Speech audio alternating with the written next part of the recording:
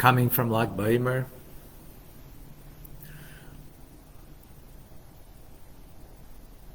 And we continue the celebration, even though the celebration was yesterday. But everything in Jewish life is not something that occurred or occurs or will occur. Actually, it's something, the message from it, what we live with, is something that is constant. Something that's constant, which is an amazing idea. That, people live for an experience, from one experience to the next experience.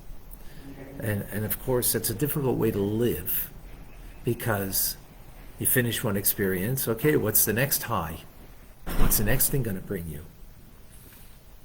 But if it's not about the experience, but it's about living, so you're living it, rather than not living through it merely, or you're living it.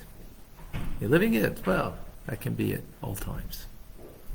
So Lag Baimer continues. All right, let's greet. Let us greet all the wonderful people that are here with us. Michael, joining us from Germany. Welcome. June, who's going to go to sleep with some Tanya on her mind in Australia. Welcome. TJ, also Terrence is in Australia with us.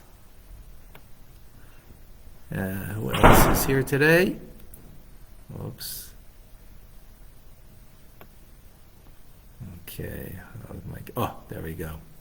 We've got John in North Carolina, Eugenia in Calgary, fellow Canadian.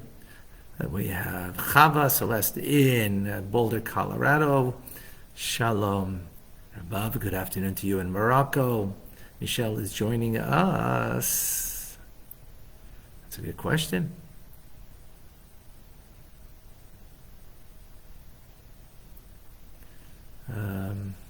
Let us know, Michelle. Cindy in Florida, welcome. Daphne in South Carolina, having a wonderful Wednesday. Jackie in Charlotte, North Carolina. We have South Carolina, North Carolina. Oh, Carolinas are here. Diane in Arizona. Tim is joining us in Texas. Clem in Brisbane, Australia. Liba and Davida in New York. Good morning. Dam in Indonesia has joined us. Moshe in California, Boker Tov. Julia in Pennsylvania, hello. Louise is joining us in Sydney, Australia. And Wayne in Wayne, Ontario? Okay. The city's named after you. Beautiful. Stan, good afternoon. Coming us from the King of England, from London. Welcome. Leah in Florida has joined us. David in California. Simcha is in California. David in California. Simcha in Florida. And who else is with us? Jeff is joining us in Bloomfield, Michigan. Amy in Colorado, good morning. Dana in Texas, presently. Okay. Yohanan in California has joined us. Tovia in New Hampshire. Rusty in Texas, beautiful. I'm in a synagogue. Things are happening over here, so excuse me. And my spring allergies are still in springing on. Akoy in Lima, Peru. Marlene in Florida is with us. Jersey Yid is, I guess, in New Jersey. Chabad MM. Which Chabad is MM? That would be wonderful to know. Jennifer is joining us in Minnesota. Rachel in South Carolina. She celebrated yesterday with Chabad in Minnesota. Beautiful. Say hello to the fellers on my behalf, if that's who it was. Natalice in Brazil, hello. Alice is in Baltimore with us. Anas, I don't know if I got that right. We have on Clubhouse, Vilma. We have Bachia. Who else is joining us over here? We have Adam, Celeste, Michael, Marcy, Ashley. Beautiful. Okay. Wonderful. Okay. Chosen people.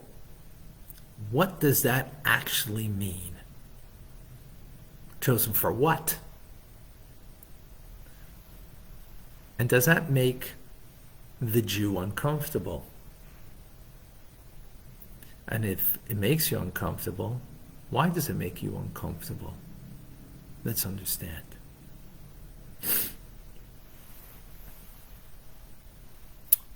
God sets aside his so-called personal agenda, if there were such a word, using human terms for God, right? What's his personal agenda? Well, he's limitless. So that which would be limitless would be on his agenda. But he puts that aside in order to contract and contracts upon himself out of a love for us, to make space for us, to make a reality that we should be, that we should actually exist. And in that reality, that we exist in a limited fashion, in order that the limitations that we have, which includes the darkness in our lives, that we should subjugate that, we should overcome it, and we should be able to serve him. How do we serve him? Well, we serve him in the way that he is doing for us. He's doing for us out of love, because he wants a relationship with us. So usually love means you embrace, but here the concept of love means to compel the heart, to kind of contract the heart. Usually love means the heart is like full of, full of, that you want to embrace thereof. But here, it's the opposite. The love brings to contract the heart, to make space. God makes space of his infinite being, that there should be a finite me and you, in order that we can have a relationship with him and connect to him. So we should then reflect that love back to him. Compel my heart. Compel my heart, meaning contract my heart, that my heart naturally has self-love, in order to express a love for God. This then, says the Alter Rebbe, we can understand now the rabbinic enactment of what's called Birchas Kriya Shema, that in our daily prayers we have something called the blessings of the Shema. Now, at first glance, it seems like the blessings of the Shema have nothing to do with the Shema. Shema is, Hear, O Israel, the Lord our God, the Lord is one, about the oneness of God. Well, the blessings that come before that seemingly have no connection, right? The blessings that come before that are about angels and how they perceive God, and then is about us. Well, let's understand.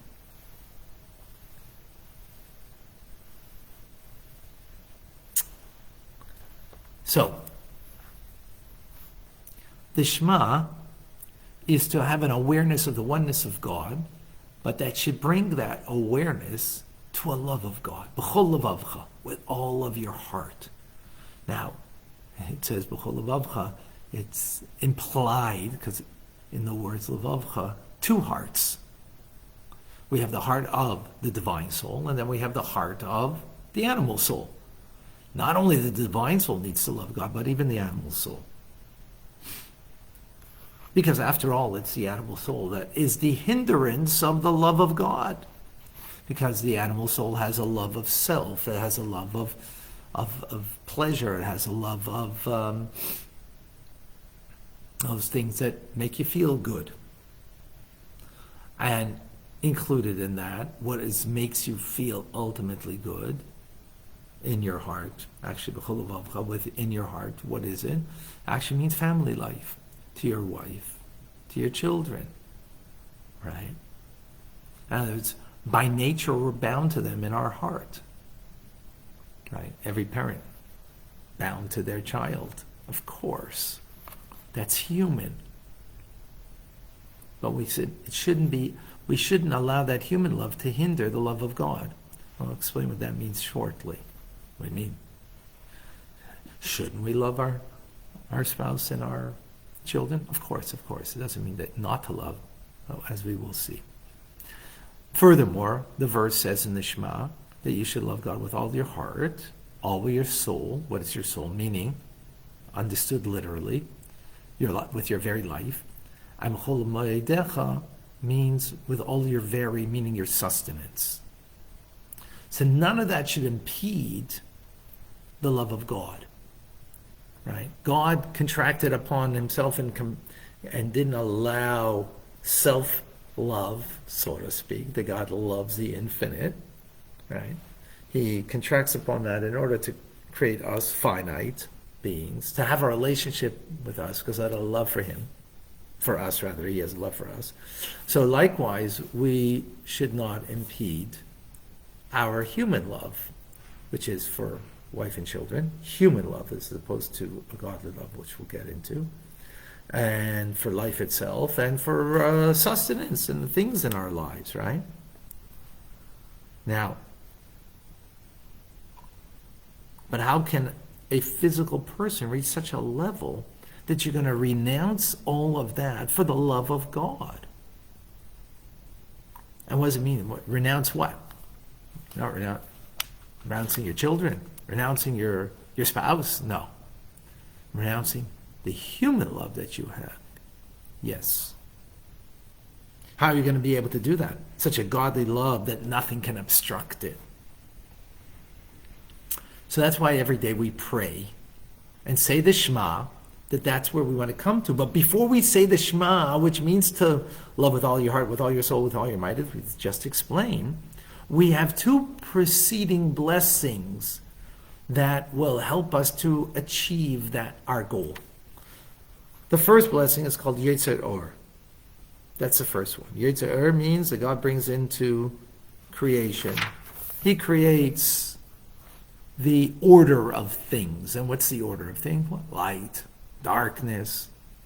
And in that summit of the highest of the high, great souls, angels that are standing at the world summit, and they're proclaiming the greatness of God because they sense God's presence. So the first blessing before the Shema, for those who are familiar, after Baruch Hu, speaks about the great awe that the angels have, that they sense God's name, they perceive it, and they declare, Kadosh, Kadosh, Kadosh, holy, holy, holy. God is beyond. He is, wow, awesome. Right? And they sense that. And at the same time,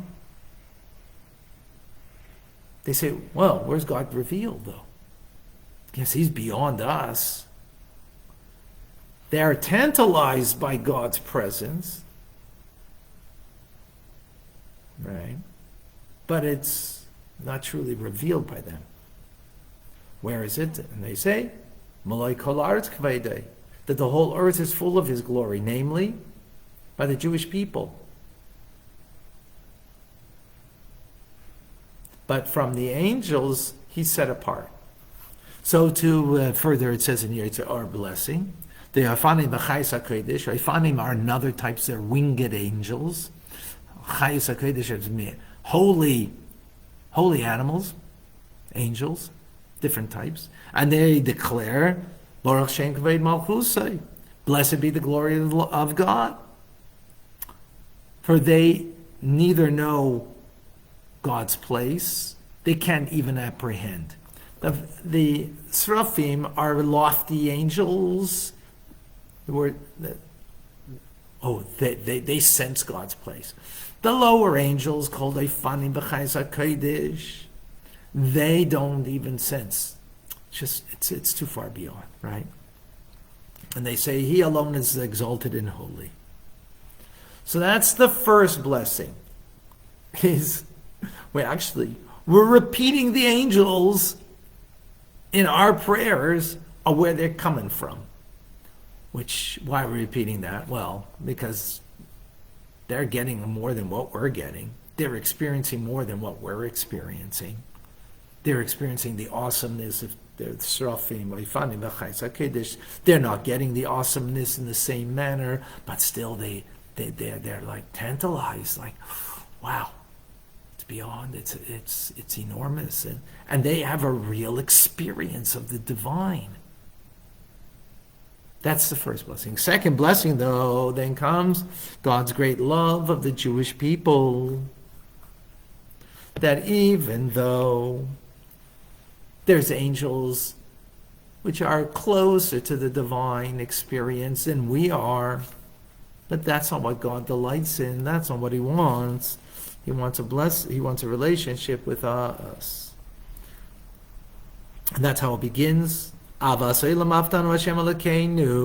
second blessing begins, the Hashem our God, you have loved us with an everlasting love. That's to say that you set aside your connection to the supernal divinity, meaning the angels above, that they are sensing the Shekhinah. But the Shekhinah, the divine presence, isn't upon them, it's upon the Jewish people. As we refer to God, our God, Elokeinu, He's our God, and the God of Abraham, Elokei Avraham. As we explained, that means that through us the divine presence will be expressed. Now, the patriarchs and the holy people, they experience it, but you and I, we don't. We don't.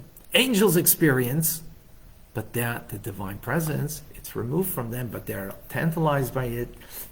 They're experiencing. We over here are not experiencing, but the divine presence is in us. And why is God expressing that divine presence in us? Because love impels the flesh, as we said. That God contracts upon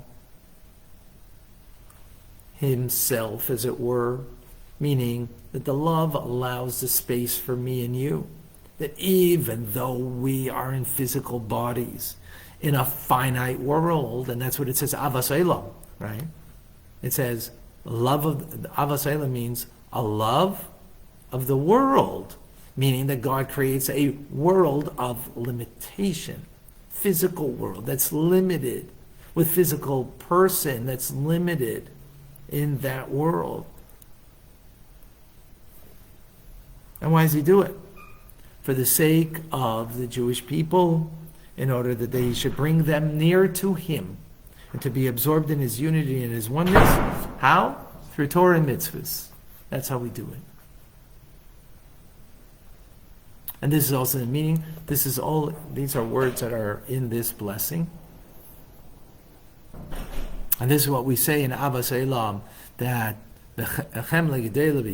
exceedingly abounding compassion that God has for upon us. Right? The compassion that we're distant. We're not like the angels who experience. Right? We're distant. But He has compassion upon us to bring us close. And how does He bring us? And what is it? He brings us close. And then, He chooses us. From all nations and all tongues. What does that mean? He chose us. Explains here the Alter Rebbe, interesting idea. The chosenness means when you're not, a real choice is when it's not a compelled choice. A compelled choice is not really a choice. So for example, if you love oranges and you're deathly allergic to apples, and you have an apple and an orange in front of you, do you have a choice? Not really. It's a compelled choice. Obviously I'm going to eat the orange. I love oranges. I'm deathly allergic to apples. So it's a forced choice. It's not a real choice.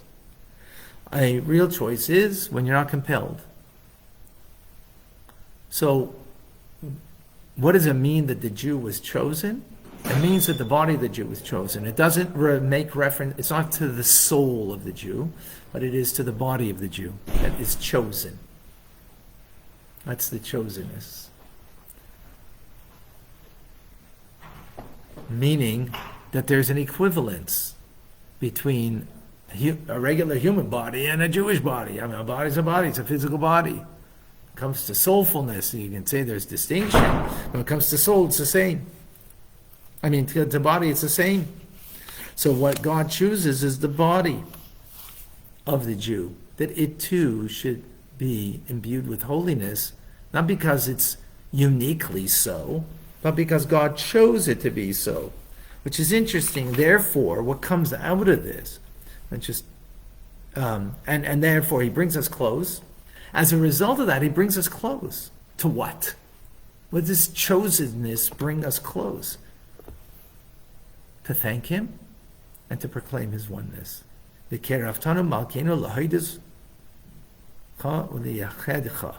That's what the blessing is.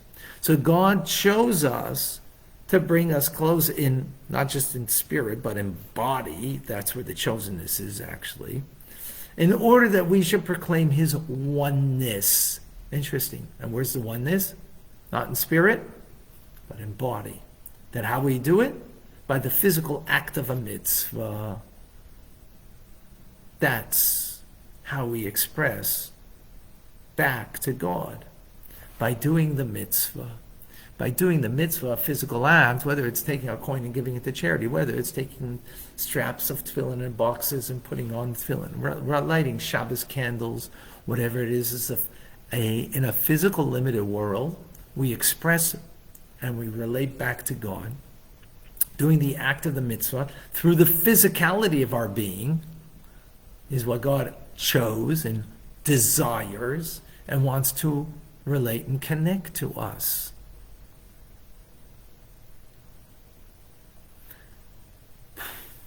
Powerful idea.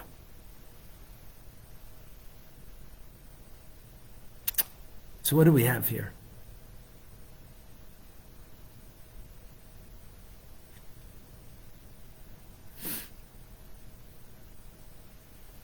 People are uncomfortable, or Jews are uncomfortable, with the fact that the Jews are the chosen people.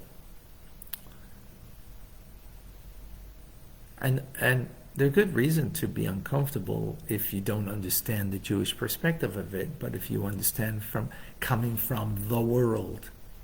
Well, there was 70 years ago a nation that felt that they were the chosen ones.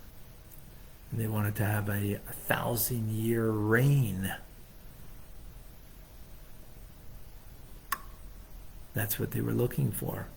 And therefore they had to get rid of any unqualified types of people and destroy them, of course, including, and most importantly, the Jew.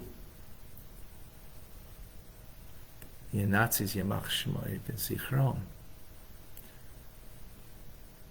And that's not just then, but the Crusades, same thing.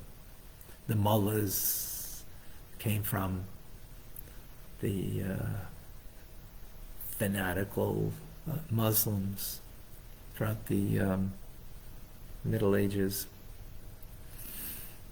So we Jews are allergic to this idea that someone should be,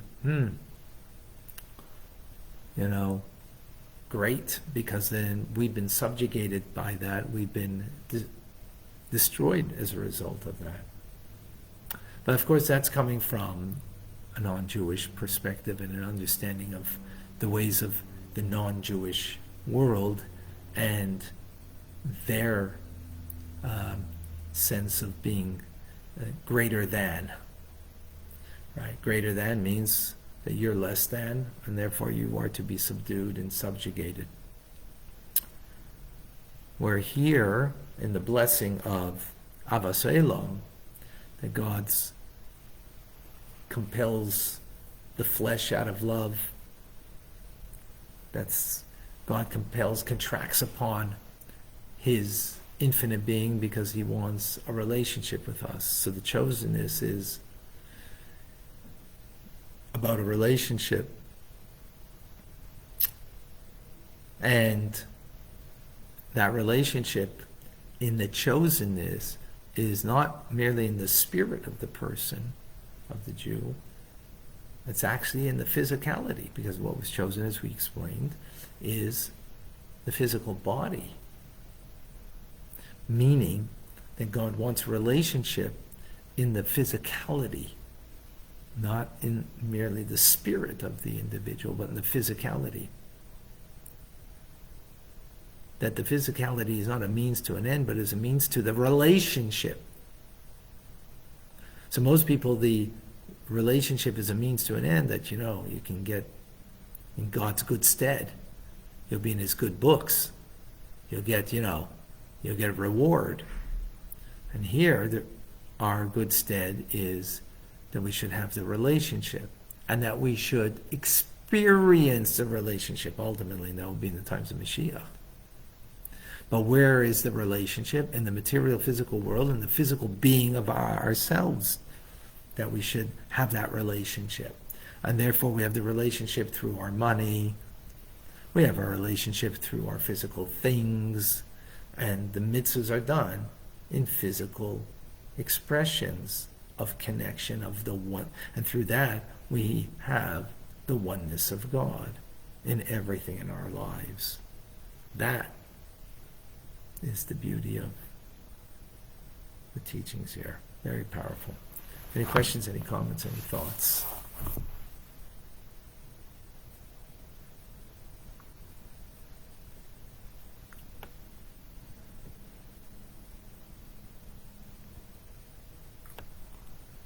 Put 2 question marks before. And if you could put them in colors, even better. But if not, that's also okay.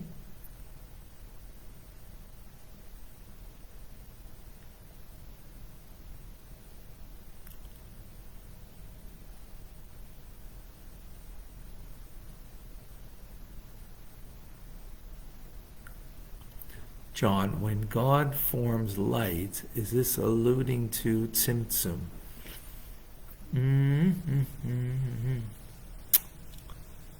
Yes, it is a Tzimtzum, because it says Bayre. Yeah, it is a contraction. Correct. In this reference, yes. Jennifer has 2 questions on Instagram. And likewise, Bella. All right, okay. Instagrammers, let's go. Let me see the questions here.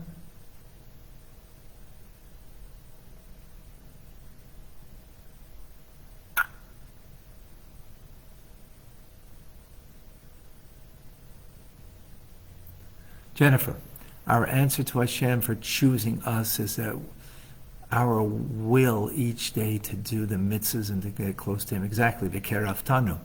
He chose us to bring us close to him in bringing a unity and a oneness. You see the words in the Avos Elam prayer. So he chose us to bring us close, to have a union and a oneness with him, meaning through the mitzvahs in the physical world, to have a relationship with God. Yes, here. Most people feel that the means of it's a means over here to an end, that we get a reward, whether in the Garden of Eden, in heaven, whatever you want to call it. But no, the chosenness is not for that.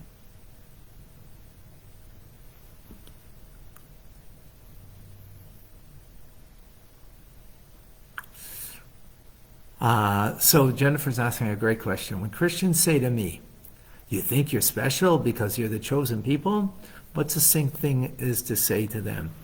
So I would, again, I think that the difficulty is because all other peoples and nations and groups of people that have felt to be, greater than thou, what that has led is to subjugate others. So I understand the Nazis felt that they were the ultimate nation, and that led to terrible things. And likewise, the Crusades led to terrible things as a result of feeling greater than others. And the Jewish people, that our chosenness leads us not to demean others, but to actually empower others. That's why it's meant to be a light unto the nations. So we are meant through this to have greater responsibility, and we feel a sense of responsibility for all of humanity. Even though there's obviously a hierarchy of responsibility, just as one has to take care of their children, their family first, and then your community, and then, beyond your community, you have a responsibility. So there's a hierarchy. But in fact, the fact is that as Jewish people, we as chosen people are chosen to bring goodness and kindness and morality and God's message to the world on how everyone God needs to have them serve God. Which that's a powerful thing. Not to serve me, but to serve God. Didn't we as a nation choose God? We chose to follow his Torah and chose his, But Bella, excellent question. Didn't we choose God? Yeah, but before we chose God, God chose us to give us the Torah. So before we could choose him, he chose us. It wasn't, we chose God, so okay, I'm going to be your people now. I'm going to be your God. No. He chose us. He wanted us. That's why he took us out of Egypt. How come he didn't put another nation into Egypt and take them out? Right? Why is it us? Because he wanted us from the beginning.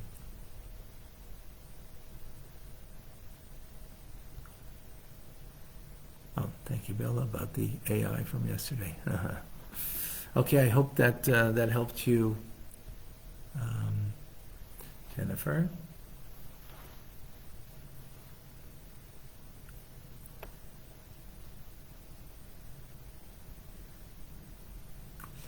Davida, I was told that we recite Kadosh, Kadosh, Kadosh. We close our eyes, look up to the heavens, and stand on our tippy toes. Every Kadosh is mentioned. How is the spiritual action related to the spirit? The physical action related to the spiritual? Well, because when you stand on your tippy toes, it's sort of like you're reaching to heaven. So it's like the angels who are reaching above. So we're reaching above as they reach above. Good question. Thank you, Davida.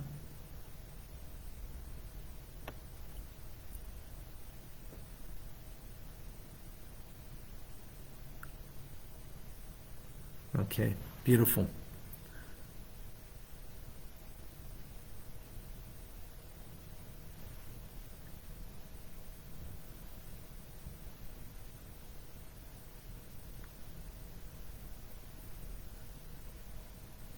Chicago.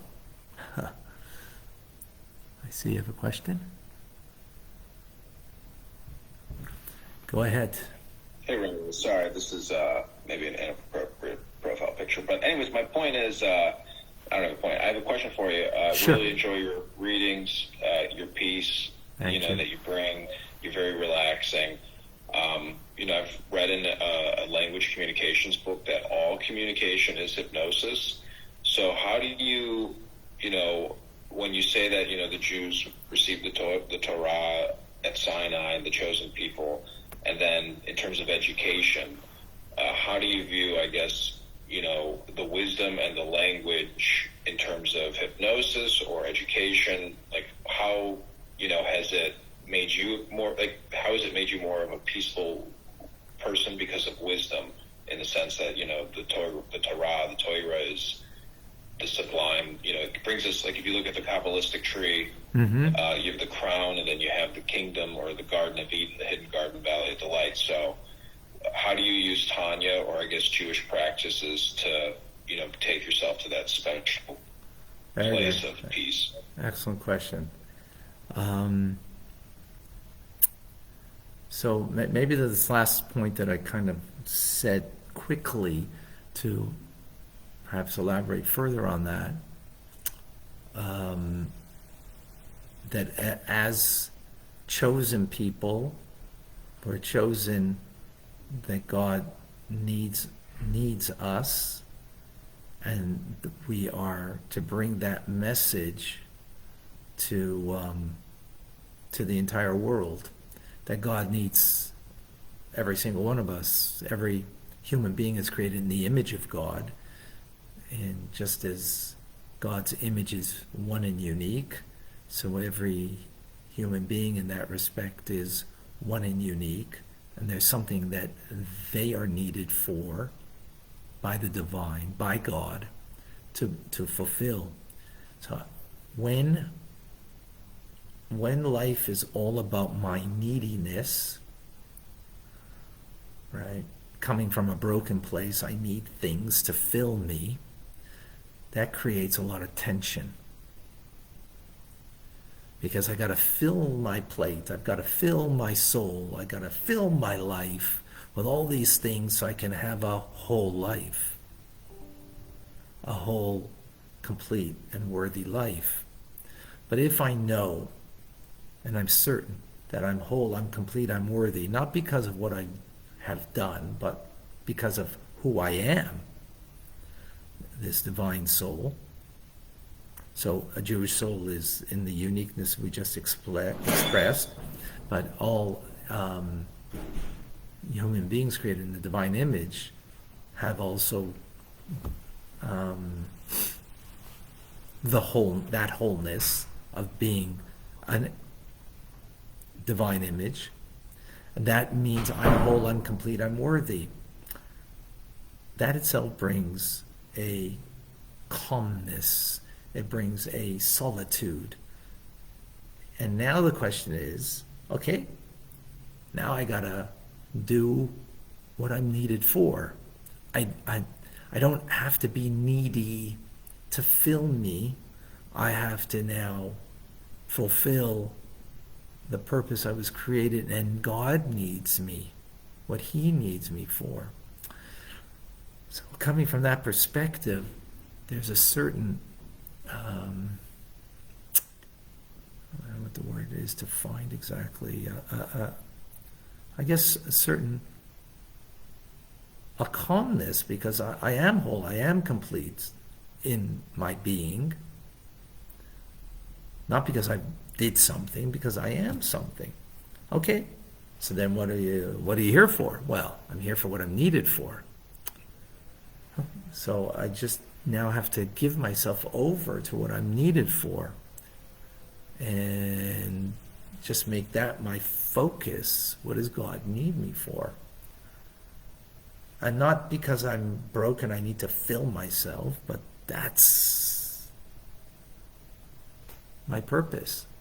And I can fulfill that and give God the satisfaction of giving Him what He needs of me.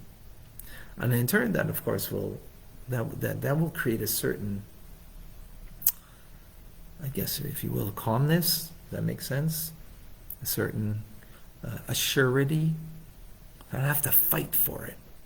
I don't have to fight for things. I have to fight for things if those things are going to fill me, make me fulfilled, make me great. No, I'm that already. Does that help you? Yeah, that does. I mean, is it like an act of letting go? Because you have, I mean, I don't want to use the word faith, but you have a certainty of perspective. Yeah, you're letting go of your neediness, right? When you live life from a broken place, so you can't be broken. You want to fill the holes in your life. You want to fill that which is broken and fix it, and right. And not to say, of course, we all have brokenness, but we have brokenness, but we're not broken. We're whole. My brokenness is something I deal with, but I'm dealing with it not in this needy way to fill myself, to make myself whole, because I am whole. So then what am I dealing with my brokenness? Because that's what God needs from me.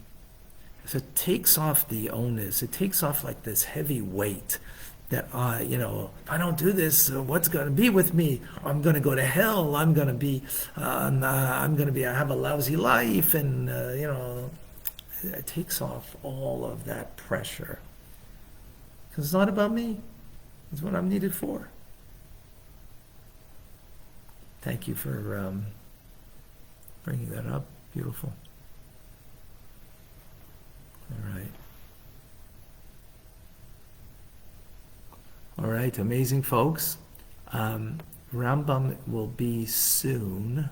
Oh, Jeff has a question, because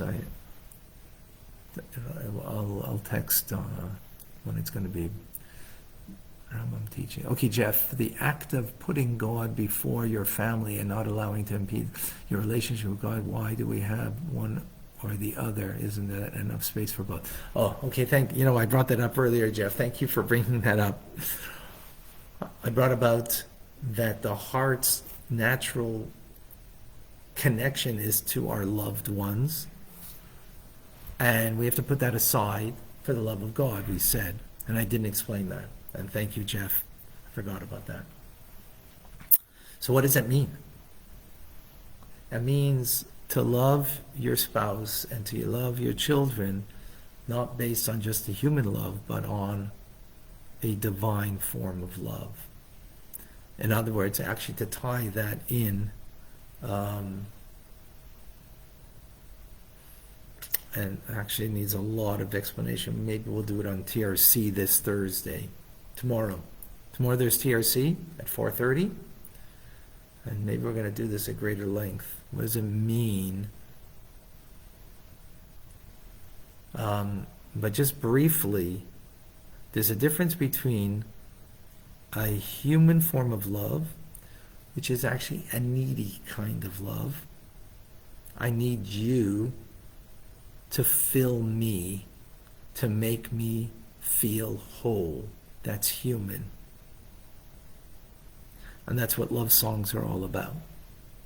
But then there is a love that it's not out of the neediness for you, and therefore really you're there for my purposes, but it's a love that compels the flesh, that allows me to make space for you and make it about you and not me. That's a divine form of love. So in a relationship with a spouse, which usually the relationship began because of a neediness, and you see how that person fills you, gives to you, and that's why you have this relationship with them. But once it becomes marriage, then it goes into a divine aspect. That's in brief.